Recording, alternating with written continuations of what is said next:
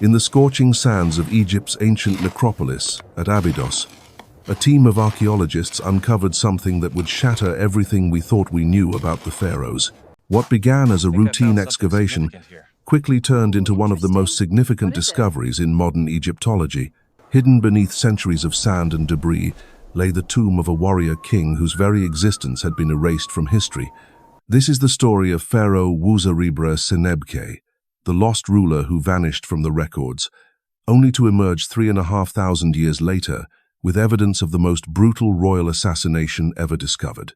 The year was 2014, and Dr. Joseph Wegner from the University of Pennsylvania was leading an excavation near the tomb of Sobekhotep I, a known pharaoh from Egypt's turbulent Second Intermediate period. What started as a simple line of mud bricks poking through the sand seemed unremarkable at first. Ancient Egypt is littered with such foundations, remnants of forgotten structures that once stood proud against the desert winds. But as Wegner's team dug deeper, something extraordinary began to emerge from the earth. The mud bricks formed walls, and those walls led to chambers carved deep into the bedrock. With each shovel of sand removed, the excitement grew. This was no ordinary structure. The team found themselves standing at the entrance to what appeared to be a royal tomb, complete with the intricate layout and construction techniques reserved only for Egypt's god-kings. As they descended into the burial chamber, the archaeologists were stunned by what they discovered. The limestone walls were painted in vibrant colors that had somehow survived the millennia, depicting the four protective goddesses Isis, Nephthys, Nut, and Selket surrounding a canopic shrine. Hieroglyphic inscriptions covered the walls, and among them was something that made the team's hearts race. A royal cartouche, the oval symbol that always contained the name of a pharaoh. But the name inscribed within that cartouche was completely unknown. Woseribre Senebkay. The birth name Senebkay paired with the throne name Woseribre, marking him as a legitimate ruler of Upper and Lower Egypt, lord of the two lands. Yet no historian had ever heard of this king. No ancient list of pharaohs bore his name. No monument or inscription from his reign had ever been found. It was as if this pharaoh had been deliberately erased from history itself. The discovery of Senebkay was about to prove something that Egyptologists had debated for decades. In 1997, Danish archaeologist Kim Ryholt had proposed the existence of a lost dynasty, a group of pharaohs who ruled during one of Egypt's most chaotic periods, but had left virtually no trace in the historical record. He called it the Abydos Dynasty, and most experts dismissed it as mere speculation.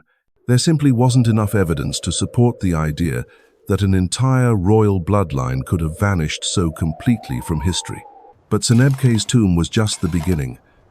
As Wegner's team expanded their excavation, they uncovered something unprecedented. 7 more royal tombs lay hidden in the sand, each containing evidence of pharaohs from this lost dynasty. Suddenly, Ryholt's theory wasn't speculation anymore. It was historical fact. An entire forgotten dynasty had ruled Egypt during one of its most violent periods, roughly between 1650 and 1600 BCE, and then vanished from all records as if they had never existed. The Second Intermediate period was a time when Egypt was fractured and bleeding. The mighty kingdom that had built the pyramids and conquered vast territories had collapsed into warring factions. In the north, foreign rulers called the Hyksos had seized control, establishing their capital at Avaris in the Nile Delta and ruling with bronze weapons and horse-drawn chariots, technologies that gave them a decisive military advantage. In the south, Theban dynasties struggled to maintain control over Upper Egypt while facing constant threats from Nubian kingdoms pushing north from beyond the First Cataract. Caught between these powers was the small kingdom of Abydos, ruled by pharaohs like Senebkay, who controlled a narrow strip of territory along the Nile. These warrior kings were fighting for survival, defending their realm against enemies from every direction. They were pharaohs in title, but their kingdom was modest, their resources limited, and their very existence precarious. The evidence from Senebkay's tomb painted a picture of a dynasty under extreme pressure. Unlike the lavish burials of pharaohs from Egypt's golden ages, Senebkay's funeral equipment was recycled from earlier kings. His wooden canopic box, meant to hold his preserved organs, had been taken from the tomb of Sobekhotep IV and hastily recarved with Senebkay's name. This wasn't the burial of a mighty pharaoh with unlimited resources. This was the desperate recycling of grave goods by a kingdom struggling to maintain the appearance of royal legitimacy while fighting for its very survival. But it was what the archaeologists found scattered among the debris of the plundered tomb that would reveal the most shocking truth about this forgotten pharaoh. Mixed in with the fragments of broken pottery and decayed wood were human bones. The ancient tomb robbers had ripped apart Senebkay's mummy in their frantic search for gold and precious objects, scattering his remains across the burial chamber floor. When the bones were carefully collected and sent for forensic analysis, the results stunned the archaeological community. Senebkay had stood about 5 feet 10 inches tall, making him relatively tall for his era. He had died between the ages of 35 and 40, in the prime of his life. But it wasn't his age or height that shocked the researchers. It was the evidence written in his bones, a story of violence so brutal it would rewrite our understanding of ancient Egyptian warfare. 18 separate wounds marked Senebkay's skeleton, each one deep enough to penetrate the bone itself. These weren't the kinds of injuries you sustain in an accident or from disease. These were battle wounds, inflicted by weapons designed to kill. The curved pattern of several wounds on his skull matched perfectly with bronze battle axes of the Second Intermediate period, weapons that could split a man's head open with a single blow. The forensic evidence painted a terrifying picture of Senebkay's final moments. The angles and positions of his wounds told a story of calculated brutality. Severe cuts to his right ankle, so deep they nearly severed his foot completely, would have caused massive blood loss and made it impossible for him to stand. Slashes on his knees and hands suggested he had tried desperately to defend himself. Wounds to his lower back, angled upward, indicated he had been mounted on a horse or in a chariot when the attack began. This was no ordinary battle casualty. This was the systematic execution of a king, carried out by multiple assailants who knew exactly how to bring down a mounted warrior. They had targeted his legs and feet first, crippling him and bringing him to the ground. Then, as he lay helpless in the sand, they had finished him with axe blows to the skull. The evidence suggested that Senebkay was the first pharaoh in recorded history to die in battle, and his death had been as violent and brutal as any warrior's nightmare. The discovery raises haunting questions that echo across the millennia. Who were Senebkay's enemies, and why did they kill him with such savage determination? What had this forgotten pharaoh done to earn such brutal retribution? And perhaps most mysteriously of all, how had an entire dynasty of warrior kings been so completely erased from history that their very existence became legend? The answers to these questions lie buried in the shifting sands of one of history's most violent periods, waiting to be unk enough to dig deeper, entombed by those brave the mysteries of Egypt's lost warrior king. The muscle attachments on Senebkay's femur and pelvis revealed another startling truth about this warrior pharaoh. The bone ridges and scarring patterns told a story of countless hours spent in the saddle, gripping the flanks of a horse with powerful leg muscles developed over years of mounted combat. Senebkay wasn't just a king who happened to die on horseback. He was a true cavalry warrior, one of Egypt's earliest horseback riders, mastering a military technology that was still revolutionary in his time. The introduction of horses to Egypt during the Second Intermediate period represented a military revolution that would reshape warfare across the ancient world. These weren't the massive war horses of medieval knights, but smaller, more agile animals imported from the Near East. The Hyksos had brought this technology with them when they conquered northern Egypt, using horse-drawn chariots to devastating effect against Egyptian infantry formations that had no answer to their speed and mobility. But Senebkay and his fellow warrior kings of the Abydos Dynasty had adapted, becoming some of the earliest Egyptian cavalry commanders. While most pharaohs of later periods would ride into battle standing in ornate chariots, these forgotten kings were mounting horses directly, developing the riding skills that would make them formidable opponents against both the Hyksos in the north and the Nubians pressing from the south. The forensic evidence from other royal tombs in the Abydos necropolis confirmed that Senebkay wasn't unique in his horsemanship. Multiple pharaohs from this lost dynasty showed the same bone modifications that indicated a lifetime of riding. These were warrior kings in the truest sense, men who had personally mastered the cutting edge of military technology and led their armies from horseback into the chaos of battle. Archaeological analysis of the tomb complex revealed the desperate circumstances under which these pharaohs lived and died. The construction of their burial chambers showed clear signs of haste and economic strain. Where earlier dynasties had commissioned elaborate stone sarcophagi carved with intricate hieroglyphs, Senebkay and his peers were buried in recycled coffins, hastily modified from previous rulers. The gold leaf that should have covered their burial masks had been replaced with cheaper materials, and even their canopic jars were repurposed from older tombs. This wasn't the Egypt of the pyramid builders or the conquerors of Nubia. This was a kingdom under siege, where pharaohs fought desperately to maintain their legitimacy while their resources dwindled and their enemies pressed closer with each passing year. Every piece of burial equipment told a story of compromise, of a royal house forced to choose between maintaining appearances and maintaining armies. The political situation that Senebkay faced was unlike anything previous pharaohs had endured. Egypt had been divided before, but never so completely. The Hyksos controlled the fertile delta region with its access to Mediterranean trade routes. Their capital at Avaris was a cosmopolitan city where Canaanite merchants mingled with Egyptian nobles who had accepted foreign rule in exchange for positions of power. From this stronghold, the Hyksos kings sent tribute demands south, backed by the threat of their bronze weapons and horse-drawn chariots. In the south, the Theban dynasties maintained a precarious independence, claiming to be the true heirs of pharaonic tradition while struggling to defend their territory against Nubian incursions. The Nubians, emboldened by Egypt's weakness, launched regular raids into Upper Egypt, seeking to reclaim territories that had been under Egyptian control for centuries. Historical records from this period describe massive Nubian armies pushing north, forcing the Thebans to fight on multiple fronts while maintaining their claim to legitimate rule over all Egypt. Trapped between these competing powers, Senebkay's Abydos Dynasty controlled a narrow strip of territory that included some of Egypt's most sacred sites. Abydos itself was the legendary burial place of Osiris, god of the underworld, making it one of the most religiously significant locations in Egyptian cosmology. Controlling Abydos gave these pharaohs spiritual legitimacy, but it also made them targets for every faction seeking to claim the mantle of true Egyptian rulership.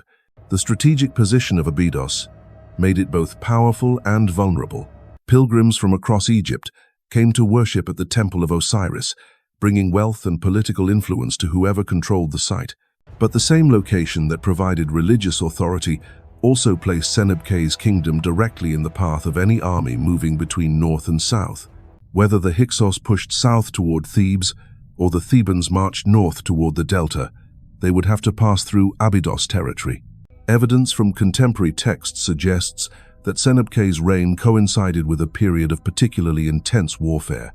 Diplomatic correspondence found at other sites describes shifting alliances and broken treaties, with various Egyptian factions attempting to play foreign powers against each other. Some records hint that certain pharaohs may have sought alliances with the Hyksos against their Egyptian rivals, while others suggest that Nubian kings were invited to intervene in Egyptian affairs by desperate rulers seeking any advantage. The brutal nature of Senebkay's death suggests that his final battle wasn't simply a territorial dispute or routine border skirmish. The systematic way his enemies targeted him, the multiple assailants working in coordination to bring him down, and the savage finishing blows to his skull all point to something more personal. This was the execution of a king who had become a significant threat to someone's ambitions, carried out by warriors who wanted to send a message that would echo across the fractured landscape of Egypt.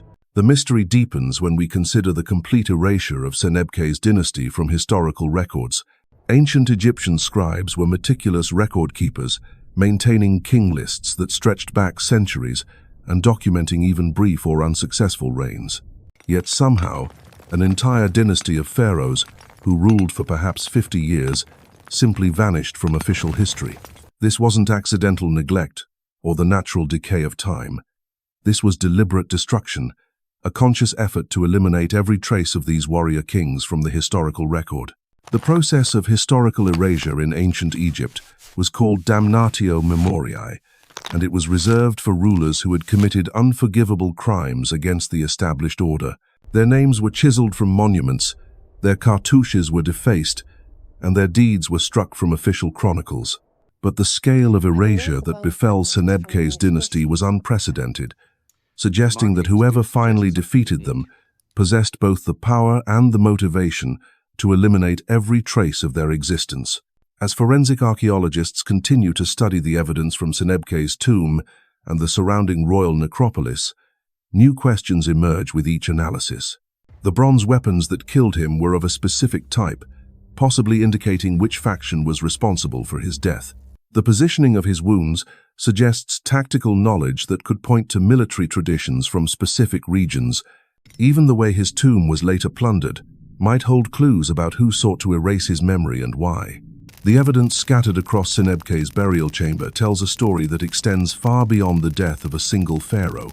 When ancient tomb robbers ripped apart his mummy in their desperate search for gold, they inadvertently preserved clues that modern science could read like a book written in bone and bronze. But the most chilling discoveries were yet to come. Analysis of the weapon marks on Senebkay's skeleton revealed something that sent shivers through the archaeological community. The curved indentations in his skull weren't random. They matched perfectly with a specific type of bronze battle axe known as a duckbill axe, a weapon that was becoming increasingly common during the Second Intermediate period. But these weren't Egyptian weapons. The distinctive shape and metallurgy pointed to foreign origins, possibly Hyksos or even weapons traded from regions far beyond Egypt's borders. The implications were staggering. If Senebkay had been killed by foreign weapons, it meant his enemies had access to the most advanced military technology of their time. The systematic nature of the attack, the coordination between multiple assailants, and the use of specialized weapons all pointed to a professional military operation. This wasn't a spontaneous battlefield encounter. This was a planned assassination carried out by experienced warriors who knew exactly how to kill a mounted king. But perhaps the most haunting discovery came when researchers examined the angle and depth of Senebkay's wounds using advanced forensic techniques. The cuts to his lower body weren't just meant to disable him. They were calculated to cause maximum pain and blood loss while keeping him conscious. His attackers wanted him to suffer. They wanted him to know he was dying. This level of calculated brutality suggested personal hatred that went far beyond military necessity. The evidence painted a picture of Senebkay's final moments that was both heroic and horrifying. Mounted on his horse, possibly leading a charge or attempting to escape from a battle gone wrong, he would have seen his enemies approaching from below. The first strikes came from ground level, bronze axes biting deep into his ankles and feet. The pain would have been excruciating, but worse was the realization that he was trapped. His horse, perhaps wounded or panicked by the attack, would have thrown him to the ground where his enemies waited. As he lay in the sand, bleeding from wounds that would have been fatal on their own, Senebkay faced his killers. The final blows to his skull came when he was already defenseless, a violation of the warrior's code that governed ancient combat. Even in the brutal world of the Second Intermediate period, there were rules about how kings should die. Senebkay's enemies had broken those rules, choosing dishonor in exchange for the certainty of their victim's death. The location where this assassination took place remains one of archaeology's greatest mysteries. Senebkay's body was found in his tomb at Abydos, but the forensic evidence suggests he died elsewhere. The nature of his wounds and the way his body was prepared for burial indicate that he was killed in battle, then transported back to his capital for mummification and interment. But where did this final battle take place, and what had drawn the pharaoh so far from the safety of his fortified city? Contemporary records from the period describe several major military campaigns that could have claimed Senebkay's life. Hyksos armies were known to launch punitive expeditions against Egyptian rulers who refused to pay tribute or who showed signs of rebellion. These campaigns were brutal affairs, designed not just to defeat enemy armies but to terrorize entire populations into submission. The systematic destruction of cities and the execution of captured nobles were common tactics used to break the will of resistance. Alternatively, Senebkay might have fallen victim to the growing Nubian threat from the south. Archaeological evidence from sites along the Nile suggests that Nubian armies were becoming increasingly bold in their incursions into Egyptian territory. Unlike the Hyksos, who often sought to rule through Egyptian intermediaries, the Nubians showed little interest in maintaining Egyptian traditions or institutions. Their campaigns were wars of conquest aimed at reclaiming lands they believed belonged to them by right. The third possibility is perhaps the most tragic. Senebkay might have died fighting against other Egyptians, victims of the civil wars that tore the country apart during this period. The Theban dynasties to the south were constantly maneuvering for position, seeking to expand their territory and eliminate rival claimants to pharaonic authority. In this scenario, Senebkay wouldn't have died defending Egypt against foreign invaders, but as a casualty of Egyptian ambition and fratricidal conflict. Evidence supporting this theory comes from the careful analysis of Senebkay's burial equipment and the construction of his tomb. While clearly royal in nature, both showed signs of hasty preparation and limited resources. This suggests that his death came unexpectedly, catching his kingdom unprepared for a royal funeral. If Senebkay had died in a planned military campaign, his followers would have had time to prepare appropriate burial goods and construct a more elaborate tomb. The rushed nature of his interment suggests a sudden death that left his supporters scrambling to maintain appearances while under pressure from advancing enemies. The mystery deepens when we consider the fate of Senebkay's kingdom after his death. Archaeological evidence suggests that the Abydos dynasty continued for several more generations, but with diminished power and influence. The royal tombs of his successors show even greater signs of economic hardship, with burial goods that were increasingly modest and construction techniques that cut corners to save time and resources. It seems that Senebkay's assassination dealt a blow to his dynasty from which it never fully recovered. The erasure of the Abydos dynasty from historical records becomes even more puzzling when we consider the meticulous nature of ancient Egyptian record-keeping.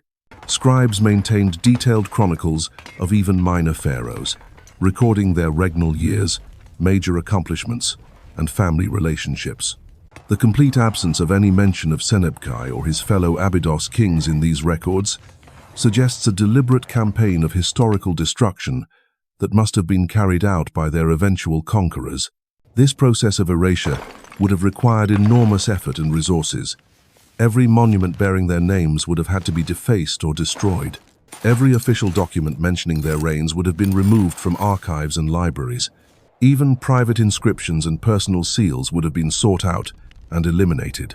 The thoroughness of this destruction suggests that whoever finally defeated the Abydos dynasty possessed both the motivation and the power to rewrite history itself. Recent discoveries at other sites across Egypt have begun to reveal traces of this lost dynasty that somehow escaped the ancient campaign of erasure. Fragmentary inscriptions found in remote temples mention kings whose names don't appear in any official king list. Pottery shards bearing royal seals have been discovered in refuse pits, where they were apparently hidden or discarded during periods of political upheaval.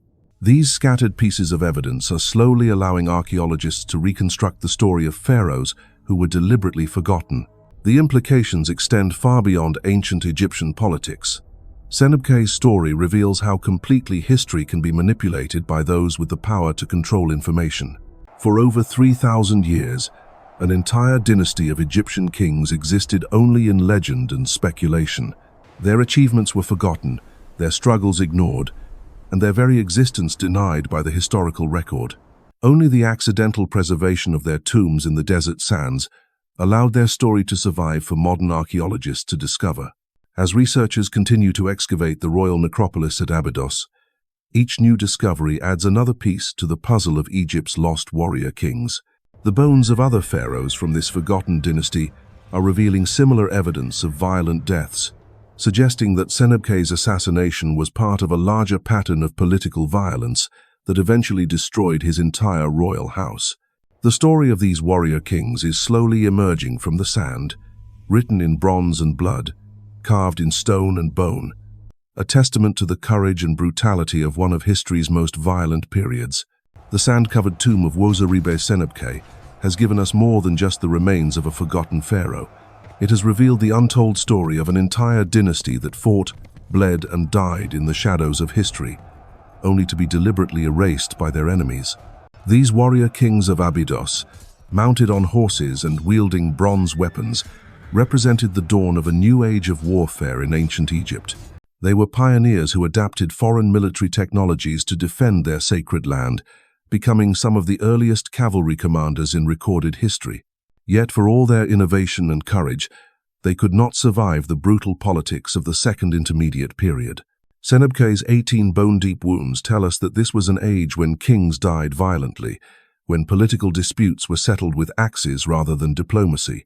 The systematic erasure of his dynasty from official records shows us how completely the victors could rewrite history, eliminating entire royal bloodlines from human memory. But the desert has long memories, and the sands that buried these forgotten pharaohs also preserved their stories. Every fragment of bone, every recycled piece of burial equipment, every hastily carved inscription adds another line to the epic tale of Egypt's lost warrior kings. Their rediscovery reminds us that history belongs not just to the victors, but to anyone brave enough to dig beneath the surface and uncover the truths that others tried to bury forever. In the end, Senebkay achieved a form of immortality that his enemies could never have imagined. 3.5 millennia after his brutal death, his story has emerged from the darkness to captivate the world. The pharaoh who vanished has returned, and his legacy as Egypt's first warrior king to die in battle will endure long after the names of his killers have been forgotten by time itself.